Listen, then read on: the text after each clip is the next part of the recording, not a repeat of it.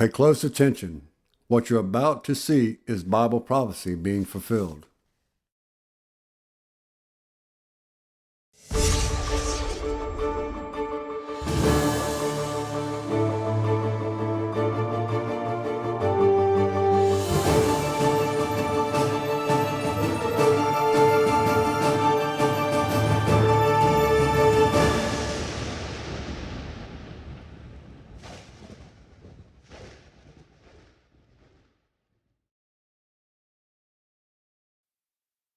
Welcome to another edition of YPN News, bringing you news as it relates to Bible prophecy and foretold by Yisrael Hawkins. Well, we've had threatening weather in the United States and also threats of war on the international front. We're going to talk about Hurricane Ian, a little bit about Putin's proposed annexation of areas in Ukraine, which the international community is not really going along with that. And we're also going to talk a little bit about the Russia's Nordstream 2 pipeline. Now, that's been in the news for a while. It's been shut down, but apparently there's been an explosion that's just added a little bit to the mix there. But first, we're going to start off this broadcast with Hurricane Ian, which made landfall, devastating parts of southwest Florida as it came ashore as a Category 4 hurricane. In the city of Tampa Bay, the shores in the bay grew quite large as the storm pulled much of those waters out to sea, exposing the sand beneath. Residents say that the same thing occurred during Hurricane Irma in 2017. Now, meteorologists explain that this phenomenon has to do with the wind direction of the storm, whether they're on or offshore winds. Since Tampa was north of the counterclockwise moving hurricane, the winds blew the waters offshore, while south of the system, waters were blown onshore. Hurricane Ian moved through Florida into the Atlantic, aiming towards Georgia and the Carolinas. Now, the governor of Florida said that this could be the deadliest storm the state has seen in a long time, leaving in its wake a once-in-a-500-year flooding event. Wow. The storm surge, coupled with 140-plus mile-per-hour winds, washed away roads, bridges, and knocked out power to more than 2.6 million people. Georgia, the Carolinas, and Virginia will all declare states of emergency ahead of Ian's expected landfall.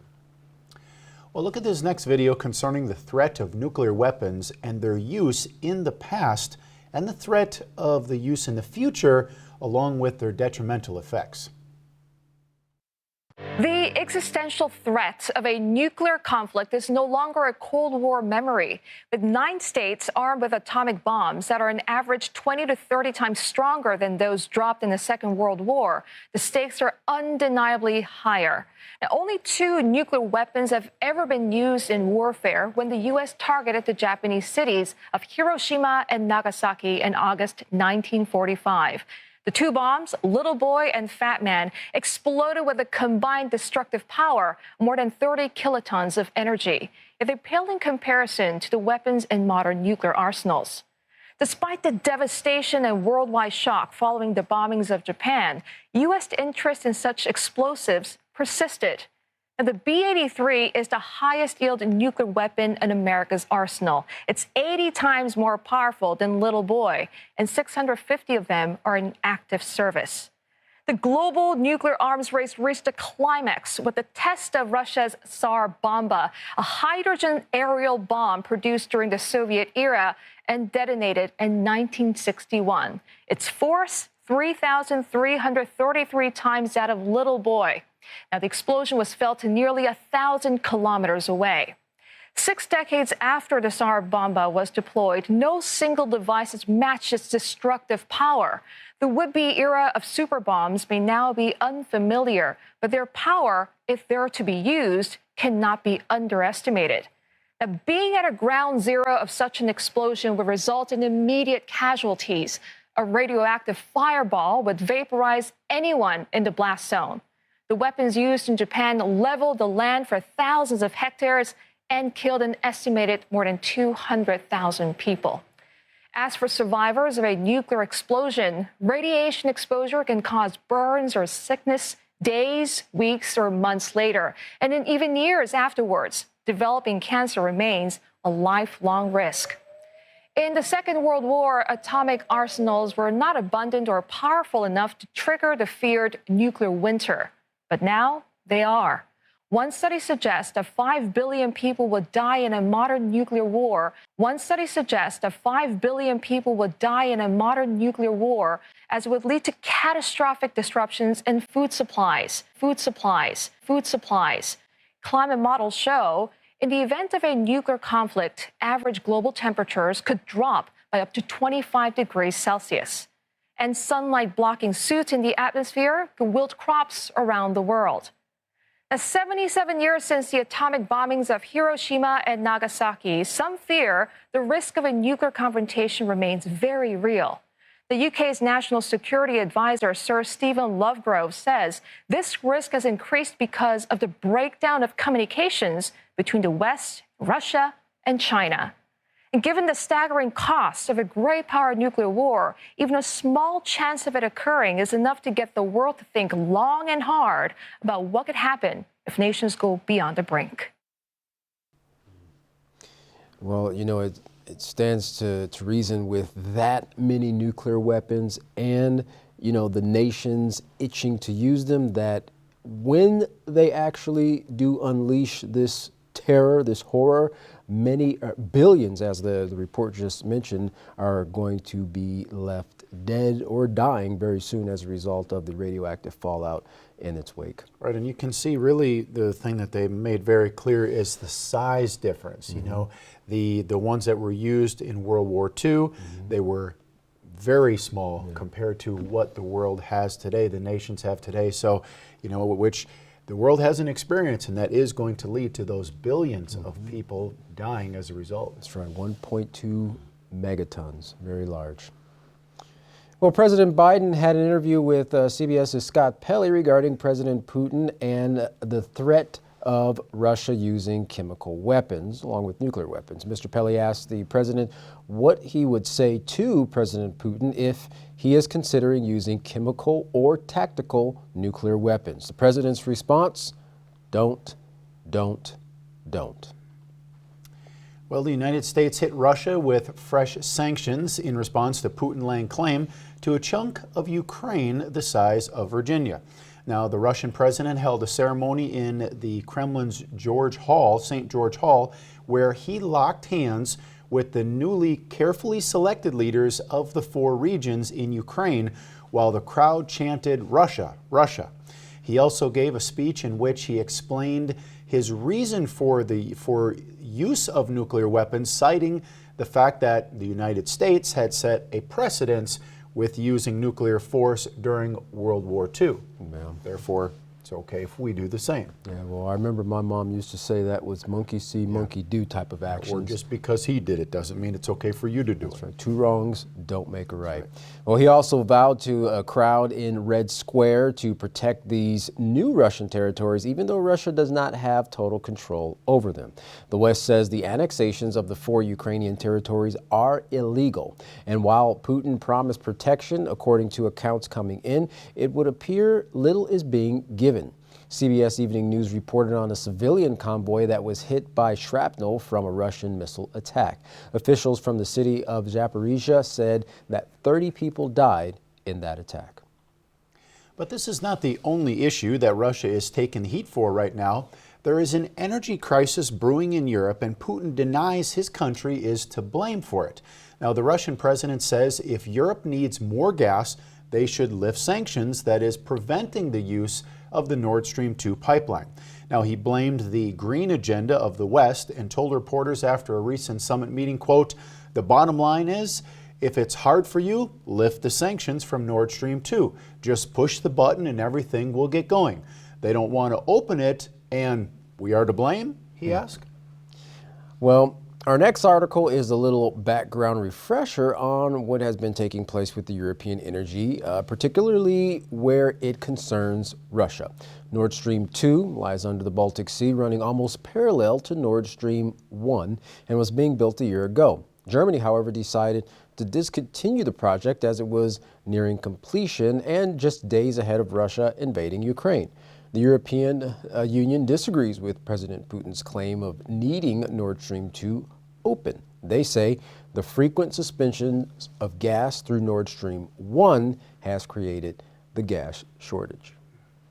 Well, over the last few months, Moscow has cut its gas supply through Nord Stream 1 several times. Now, because of this, gas prices have soared to record levels across Europe. Well, this is why Russia is being accused of weaponizing gas supplies in retaliation for the sanctions from the West. Now, Russia claims the West has started an economic war which has caused issues for Nord Stream 1 operations. Several countries have been affected by the gas shortages, including Bulgaria and Poland. Russia has refused to send gas to them because the countries will not pay in rubles. Gas giant Gazprom has stated that Nord Stream 1 pipeline will remain closed due to an engine oil leak in the turbine at a compressor station. Well, with that understanding of the gas situation in Europe, this next video will make it very clear the world is headed down a very concerning path towards war with Russia. Not one, but both Nord Stream pipelines have developed leaks. While at the same time the leaks were detected, actual explosions also took place in the Baltic. Now, Tucker Carlson has presented some facts and questions who is truly to blame for the leaking pipelines. Is it Russia continuing to weaponize energy, or is it the West seeking to make sure Russia can't profit from these pipelines while carrying out a devastating war on Ukraine? Take a look and decide for yourself. Good evening and welcome to Tucker Carlson Tonight. You hate to start a Tuesday evening on a grim note, but one of the environmental catastrophes, one of the great environmental catastrophes of our time, is unfolding tonight off the coast of Denmark. The Nord Stream pipelines, which are enormous Russian-owned conduits that carry natural gas from Russia to Western Europe, have been breached. As we speak, Nord Stream 1 and Nord Stream 2 are pouring millions of cubic meters of natural gas into the Baltic Sea. Pictures from the air, which you can now see on your screen, show a toxic bubble field more than half a mile wide. You can only guess at how many marine mammals are being killed right now, countless.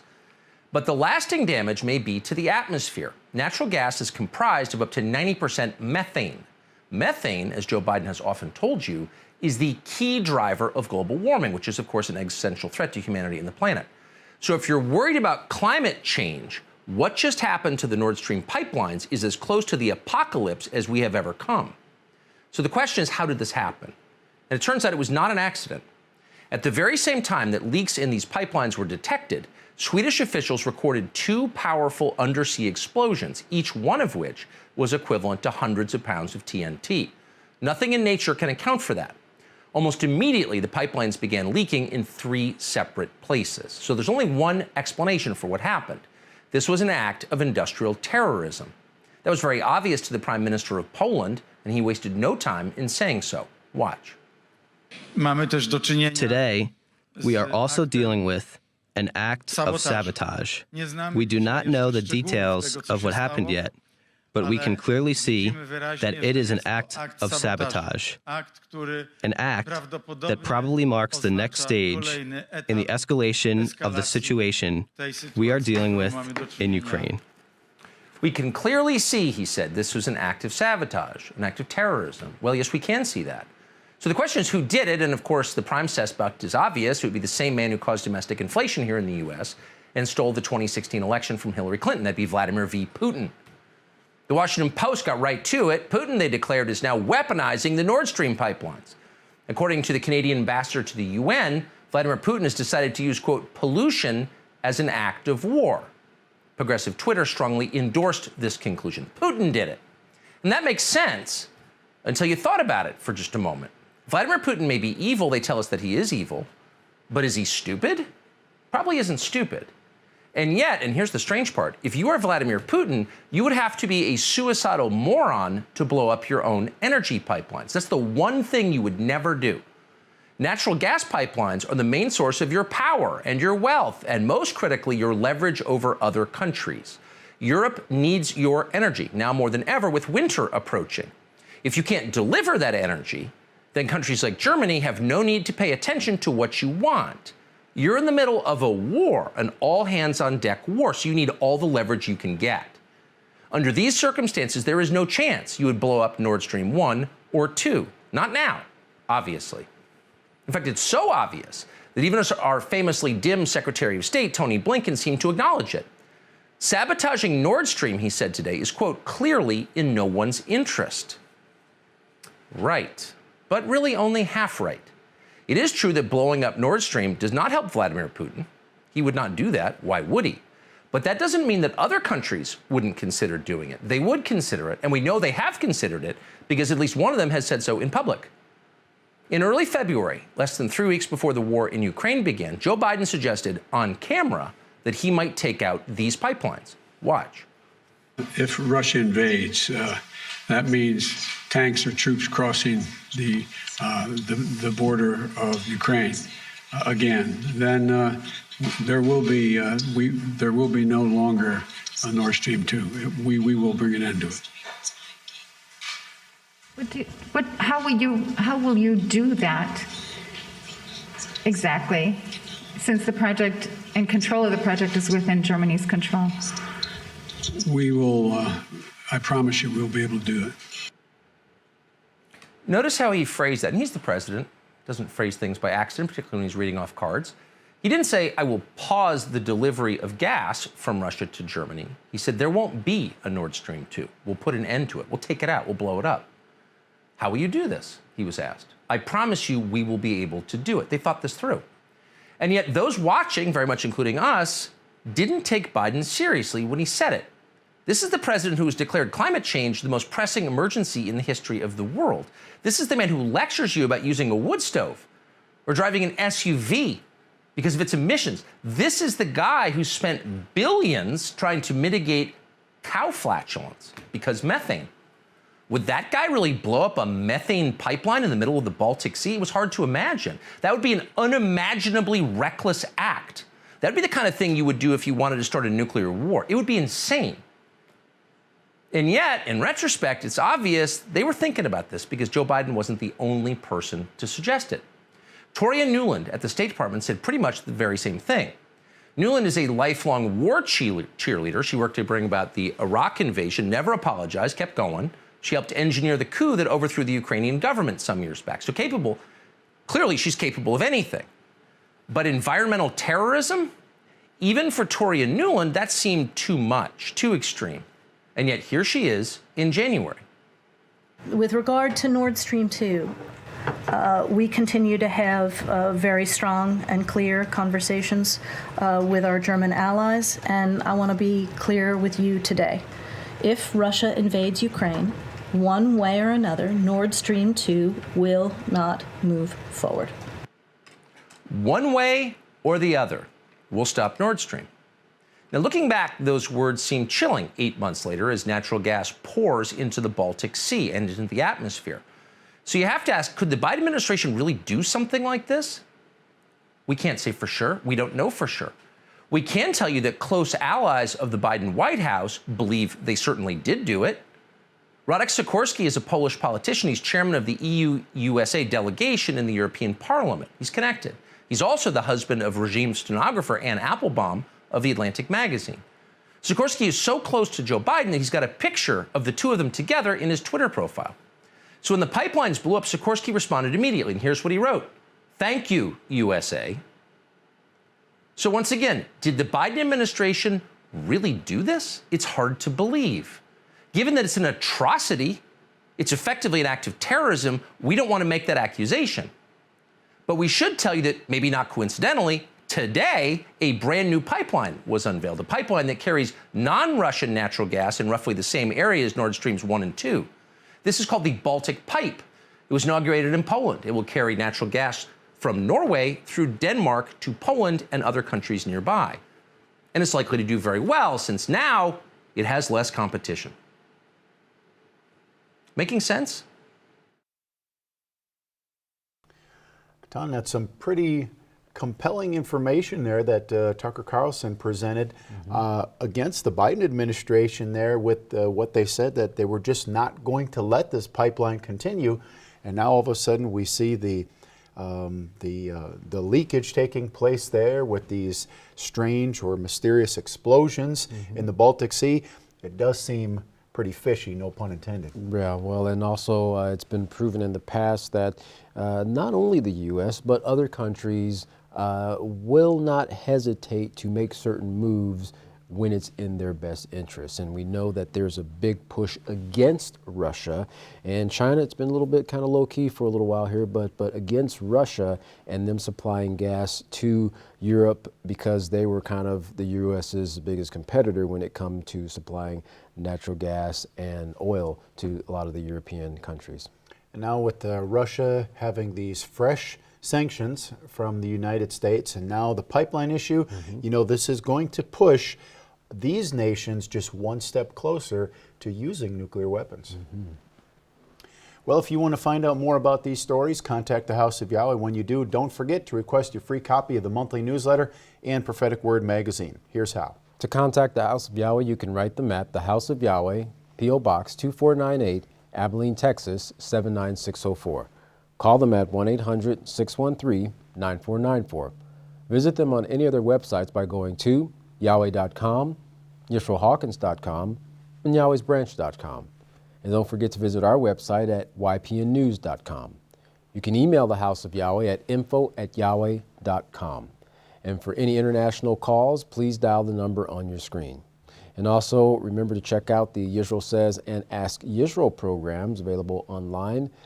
You can find those by going to YisraelSays.com and AskYisrael.com. Well, don't go anywhere. Up next is another informative message from Yisrael Hawkins. From all of us here at YPN News, I'm Jeffrey Heimerman. And I'm Katan Alexander. Thanks for watching.